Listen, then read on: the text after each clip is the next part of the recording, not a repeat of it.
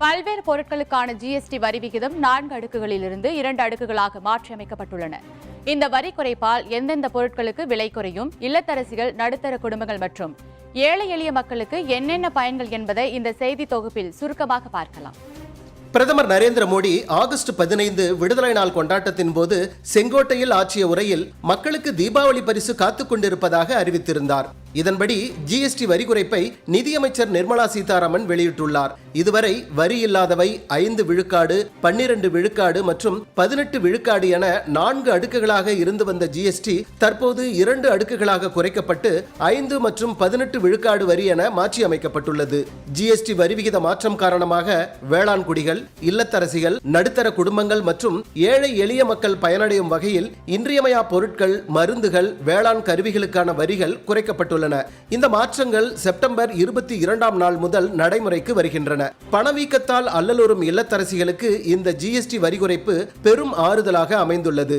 பனீர், தயிர், ரொட்டி, பொட்டலமிடப்பட்ட மாவு போன்ற இன்றியமையா உணவுப் பொருட்கள் வரி இல்லாதவை அல்லது 5 விழுக்காடு வரி அடுக்குக்கு மாற்றப்பட்டுள்ளன. நாள்தோறும் பயன்படுத்தப்படும் சோப்புகள், பற்பசை, ஷாம்பு போன்றவற்றின் ஜிஎஸ்டி வரி 18 விழுக்காட்டிலிருந்து 5 விழுக்காடாக குறைந்துள்ளது. இந்த பொருட்கள் அனைத்துமே ஒவ்வொரு வீட்டிலும் தவிர்க்க முடியாதவை என்பதால் இந்த வரி குறைப்பு குடும்பங்களின் மாத செலவில் கணிசமான தொகையை மிச்சப்படுத்தும்.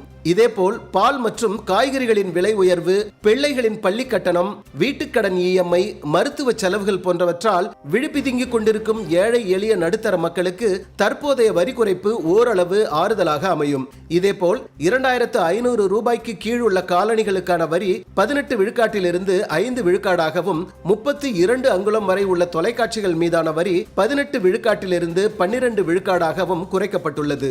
ஜிஎஸ்டி வரி குறைப்பில் மருத்துவத்துறையும் இடம்பெற்றுள்ளது. புற்றுநோய் மற்றும் அரிய வகை நோய்களுக்கு வழங்கப்படும் 33 மருந்துகளுக்கு இனிமேல் ஜிஎஸ்டி வரி வசூலிக்கப்படாது.